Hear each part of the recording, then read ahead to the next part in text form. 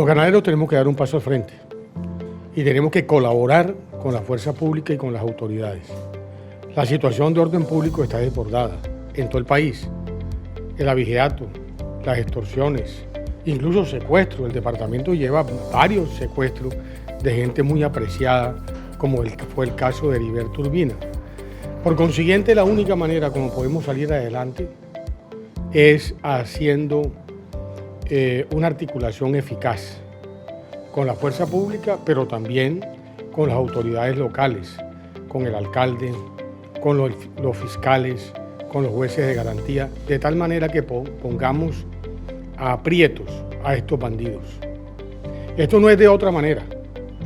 Estos frentes son frentes que lo que van a hacer es generar alertas tempranas para que las autoridades actúen. Lo hicimos con las brigadas solidarias, funcionó.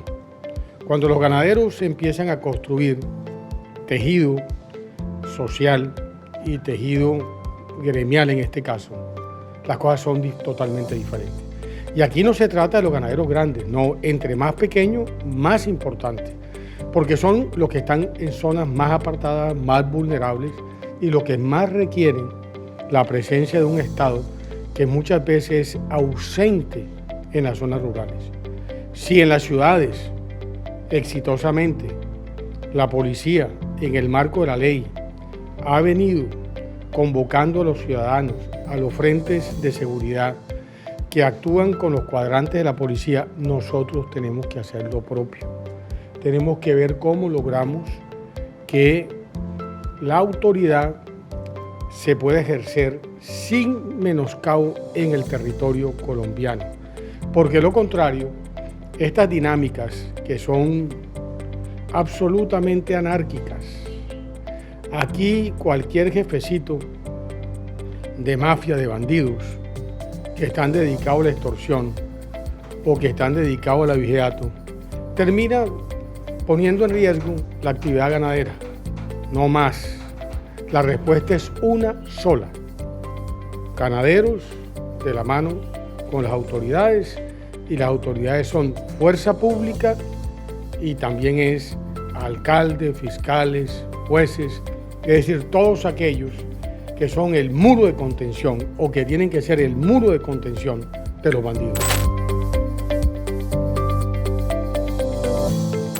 Por supuesto que no, mire, este es un país que se sensibiliza de manera equivocada. Es decir, mientras que el ciudadano en las ciudades puede recurrir a los frentes de seguridad y a los cuadrantes de la policía, resulta que los ciudadanos de las zonas rurales no pueden, no creo.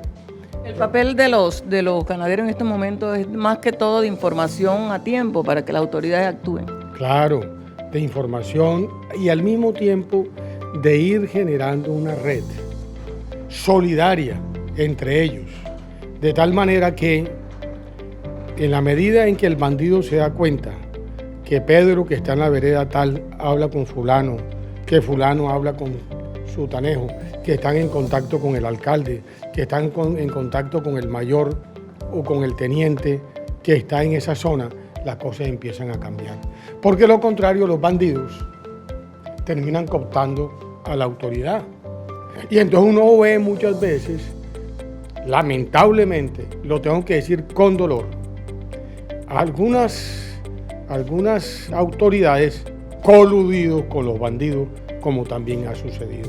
Yo prefiero que esa alianza sea una alianza entre pequeños, medianos ganaderos, que es lo que hay en el territorio, con la autoridad, con el alcalde, con el secretario de Gobierno del Interior, con el secretario de Desarrollo, con el juez, con el fiscal, con el teniente, con el capitán, y no los bandidos, muchas veces coludidos por la presión o plata o plomo, que es lo que estamos viendo en las diferentes regiones. Lo dijo usted perfectamente bien. Es generar esa línea de confianza, de amistad, de compromiso.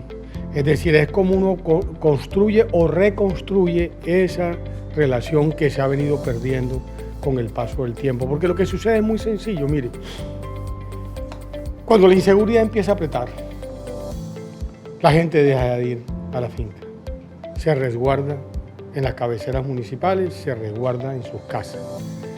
¿Y eso en qué termina? En que le dejan vía libre al bandido. ¿Qué hace el bandido? Se apodera del territorio. Y entonces el bandido es el que empieza a establecer unas relaciones, en este caso no es de confianza, de amistad, sino una relación nada fácil con las autoridades.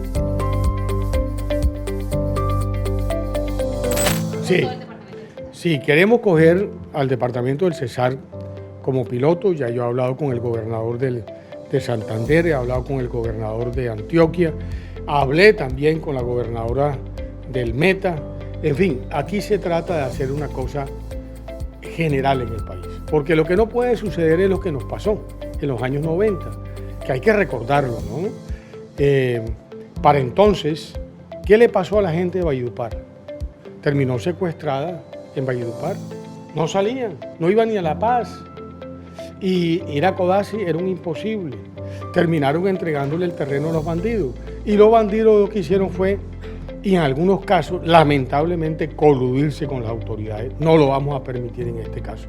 Y por supuesto, aquí no se trata de paramilitarismo, como ya algunos sectores de izquierda pueden empezar a decir. No, me gusta lo que usted dijo.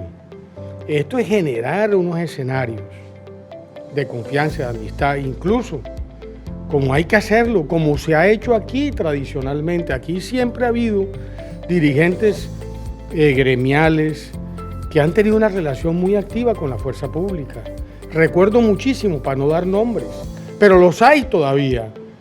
Personas que evidentemente terminan invitando a almorzar al coronel, o si tú estás en Astrea, invitas al teniente de la policía a almorzar en tu casa. Y esa relación construye unas dinámicas importantísimas en el territorio, porque evita que el bandido, como ha pasado, lamentablemente, termine enredando al teniente o al juez o al fiscal, porque los hay. Mire usted el lío que hay en otras zonas del país. Entonces, yo que soy delegado en la mesa de conversaciones con el ELN acusando al Clan del Golfo, que está disque coludido con la policía o con el ejército para de alguna manera confrontar al ELN. Eso no es verdad, eso no es verdad. Es decir, la fuerza pública actúa es en defensa del ciudadano, y en este caso lo que estamos intentando hacer es que la fuerza pública actúe en defensa del ciudadano.